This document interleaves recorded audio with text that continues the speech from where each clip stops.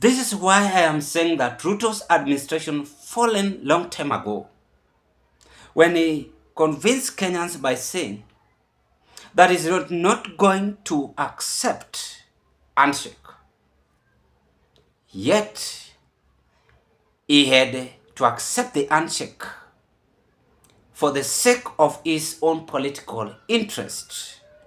And as he was doing this movement, Kenyans had to react and said no to William Ruto.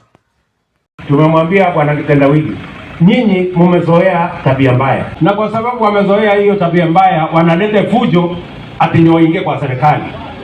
Walikuja wakaletea fujo Moi akawapatia cooperation. Wakakuja wakasumbua Kibaki wakaenda na nusu mkate. Wakakuja wakazungusha Uhuru wakaenda na handshake. Hii serikali ya mahasla hii iko hiyo maneno kweli? Hii ya mahasla hakuna handshake, hakuna nusu mkate. Mtu ya kitendawili kazi ambayo tumebakisha ni kuweka yeye kwa wheelbarrow mpaka Bondo. Hakuna kazi nyingine imebaki. Ama mnasemaje? Ajira ya hawa vijana. Niko kanatigo. Tunaelewana? So we are telling our friends, we can negotiate on many things, but we cannot negotiate on two things. We cannot negotiate on a handshake or nusu mkate, and we cannot negotiate on violence. Violence must stop, and there is no nusu mkate, and there is no handshake. Now, by that time, Ruto was really against Raila Odinga. But have you ever asked yourself why Ruto made a new twist abruptly and working with Raila Odinga? This is William Ruto now, as compared to William Ruto who was speaking about the handshake. William Ruto have changed and now speaking positively, even to Raila Odinga's men, pampering them in order to be favored in 2027. Internet never forget. Tumekubaliana na Ali Hassan Joho ya kwamba hii fuo la bahari letu hapa, the Indian Ocean, pale lazima tutoe mali ya kuendesha Kenya. Na ndio sababu hiyo tuko na mambo manne tunafanya na huyu muungwana wenu Hassan Joho. Kwanza, tuko na bilioni 1 ambayo tunatengeneza landing sites kutoka Mwahepe kule Kwale, hapa Changamwe tunatengeneza landing site ingine ya shilingi milioni 255. Tunatengeneza landing site ingine Kilifi, ingine Tana River na ingine kule Lamu. Jambo la pili, tumekubaliana wakati tunamalizana na hiyo landing site, pia tumeweka college kubwa hapa ambayo inaitwa Namaret, ambayo itatusaidia kutrain vijana kwa mambo ya blue economy na kutusaidia kwa mambo ya hatchery, ndio tuweze kuendesha biashara ya uchumi samawati vile inavyopaswa. Jambo la tatu, tumekubaliana na Hassan Joho ni kwamba tunanunua ile fishing boat ambayo tayari anaendesha mambo ya kandarasi. Tumeweka milioni 600 kununua deep sea fishing boats ambayo itasaidia vijana wa hapa Mombasa kwenda kuvua samaki mbali, ndio tuweze kuongeza chakula na tuongeze mapato kwa watu wa pwani, hasa vijana ambao wako pwani hii. Hiyo kazi yote tumesema tunataka ikamilike kabla ya mwezi wa 8 mwaka huu, ndio hapa tuweze kusonga mbele. Now, you've watched and listened to William Ruto and even favoring Ali Hassan Joho. The truth of the matter is that this time round Kenyans are saying, no, we cannot support this government. We have been brainwashed for several times It is now we Kenyans to stand firm and send William Ruto home 2027. We are tired of this political conmanship and we are not going to accept them anymore.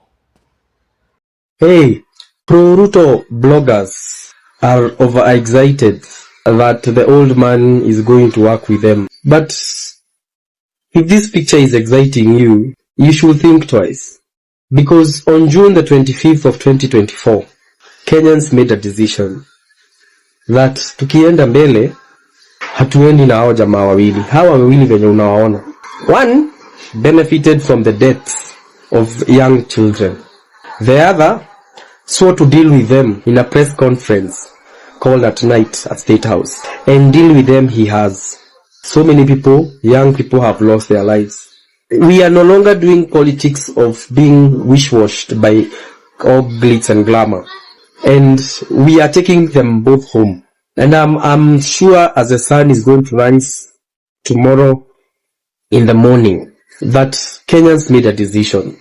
And anyone who is thinking they are going to divide our country along tribal lines, that they are going to make us believe that such and such a tribe is the problem, we can tell you for free, that route we are not boarding.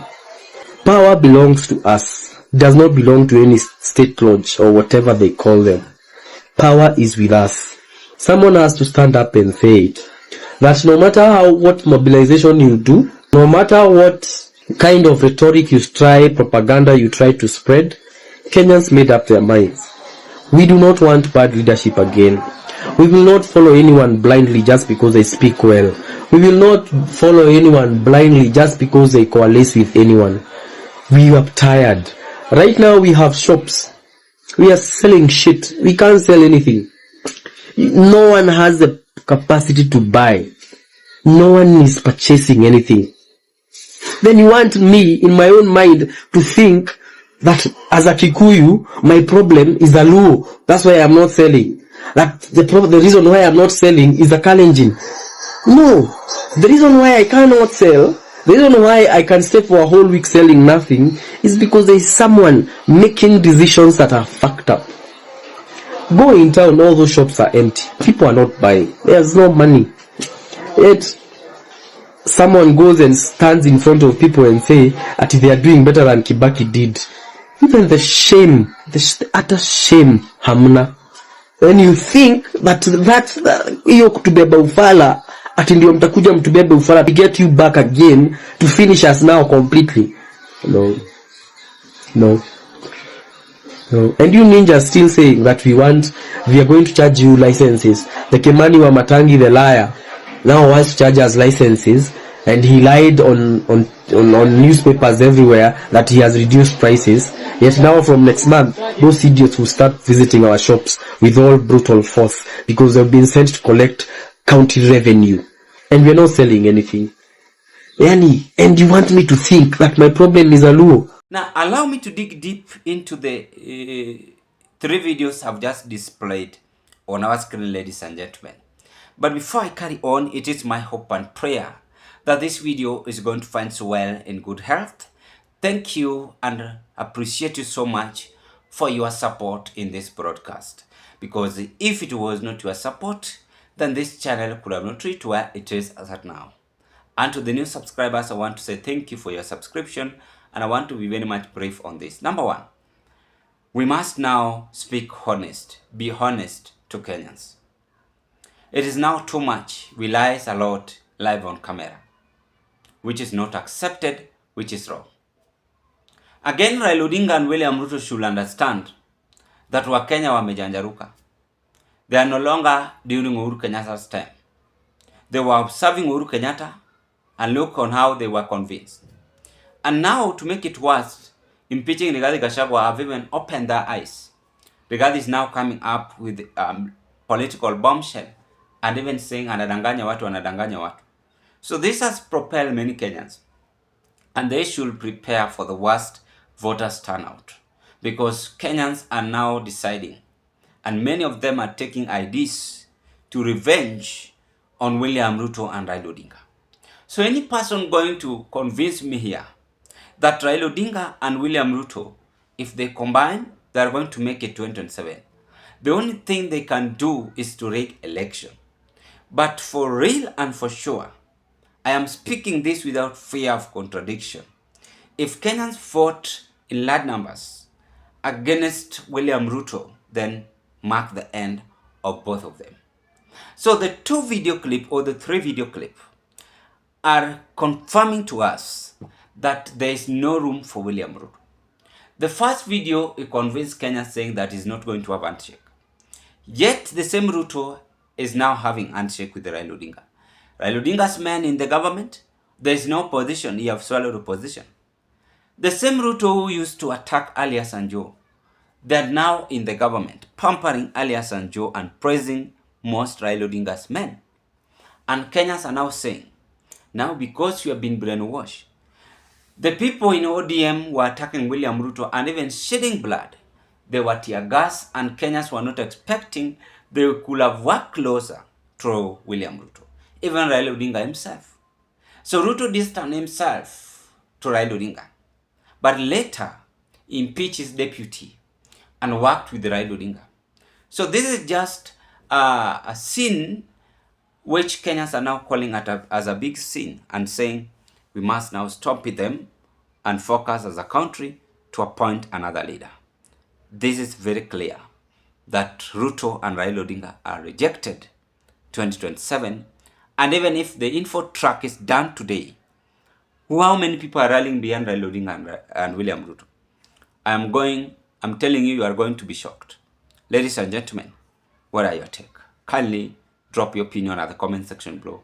As the fear have gone, and William Ruto and Raila Odinga have no place to hide or to run to, but they must now understand that Kenyans were keenly watching them, and Kenyans are not ready to accept political conmanship again, which have been portrayed from both Raila Odinga's administration and William Ruto's administration.